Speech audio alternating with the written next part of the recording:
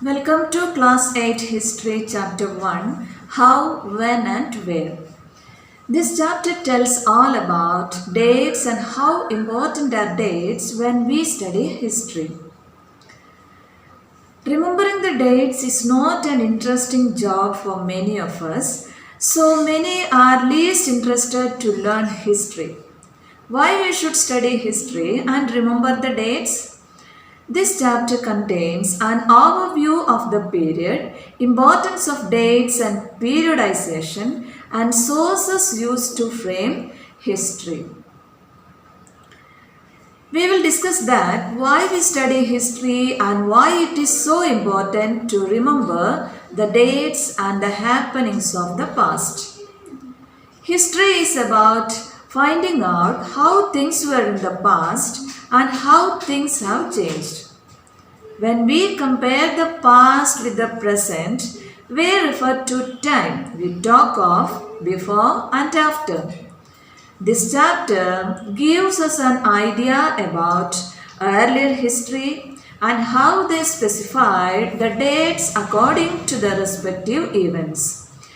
It helps us to understand the different ways to periodize Indian history and politics associated with it. It also helps us to evaluate how various sources of study for this period are different from those of earlier periods and the problems faced by historians while using certain sources. History is synonymous with dates. As I mentioned earlier, remembering the dates is not an easy or interesting thing. Why we should study history and remember the dates?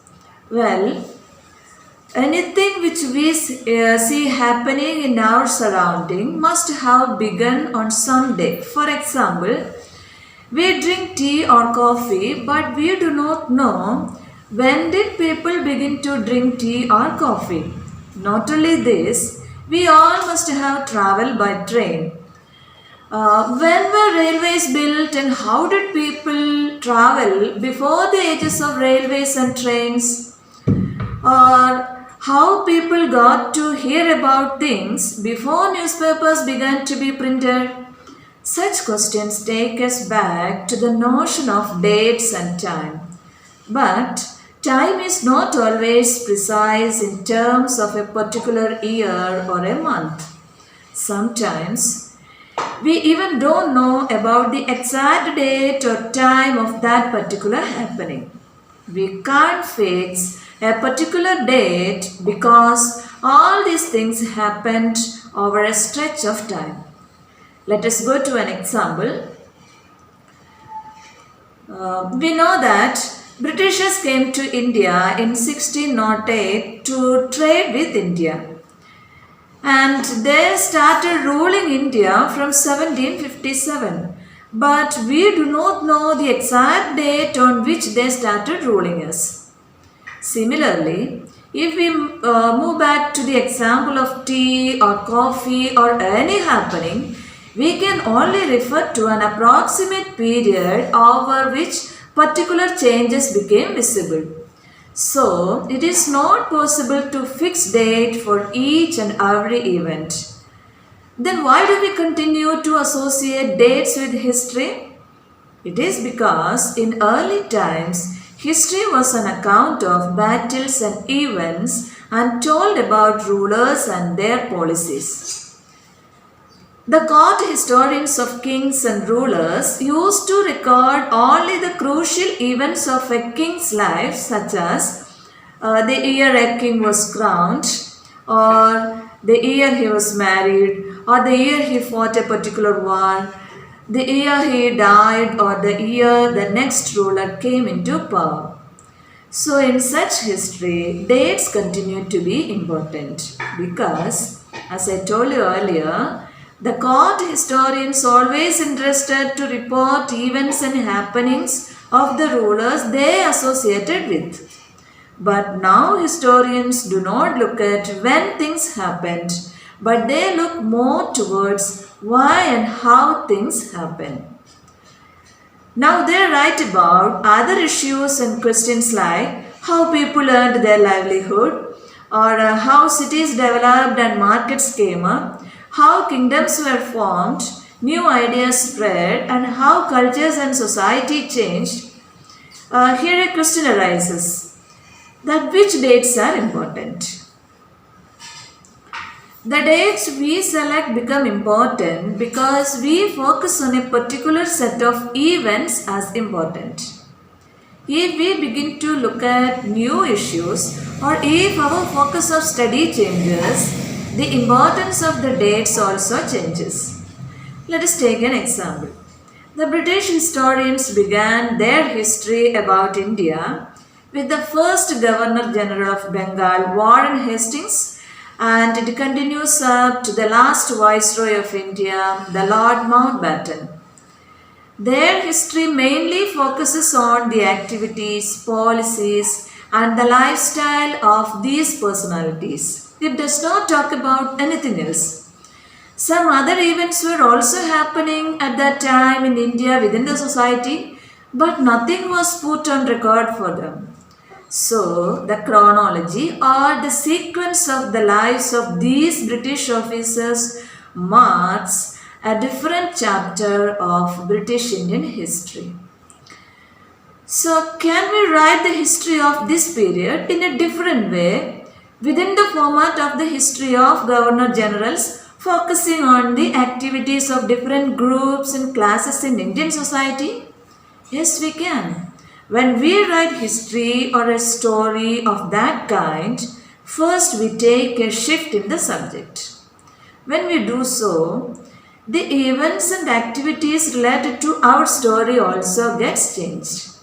The events and dates that are important in the history of British Governor Generals will not be important for the history of different classes and social groups that we are going to choose. In other words, the events and dates get changed in the history of other people and society. Then, when we write history or a story, first we divide the story into chapters. We do this to tell a story in a way that makes some sense and can be followed. In the process of writing the whole story with a shift in the subject, we focus only on those events that help us to give shape to the story we are telling. For this, we have to write it in a sequence or periodize those events. When we do so, a new set of dates will become more important for us to know. How do we periodize? Why we try and divide history into different periods? We do so in an attempt to capture the characteristics of a time. So, the terms through which we demarcate the difference between periods become important. They show the change from one period to the next. In 1817, James Mill, a Scottish economist and political philosopher, published a 3-volume work named A History of British India. In his book, he divided Indian history into 3 periods or categories, namely Hindu, Muslims, and British. He used the terms Hindu, Muslim, and British to differentiate the characteristics of 3 different times. According to Mill, all Asian societies were at a lower level than the European civilization.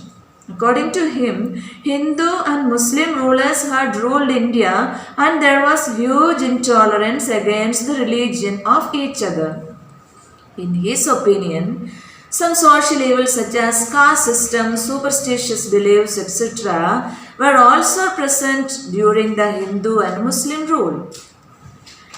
And according to him, it was necessary to introduce European education and manners to civilize India. In his idea of history, India was not capable of progress without British help, and British rule represented all the progress and civilization. Can we refer to any period of Indian history as Hindu or Muslim history? We cannot categorize Indian history as totally a Hindu history or Muslim history because rulers from both the religions had ruled within the same period of time. Moreover, many of other faiths also existed in India simultaneously with Hindu and Muslim religion. They all were practicing their faiths freely. Moving away from the British classification, the historians have divided Indian history into ancient, medieval, and modern periods. But this categorization also has some problems. Generally, when we talk about modern period, it denotes the growth of science, technology, and the growth of ideas like equality and freedom. Medieval was a term described a society where these features of modern society did not exist. It is a fact that during the time of British rule, also people of India did not have equality, freedom, or liberty. Moreover, Britishers took away all the resources and wealth away from India. Therefore, many of the historians refer the British rule in India as colonial period. We will discuss about what is colonial period and how colonization occurs. All these factors we will discuss in the part 2 of this video. Keep watching. Thank you. Thank you for watching.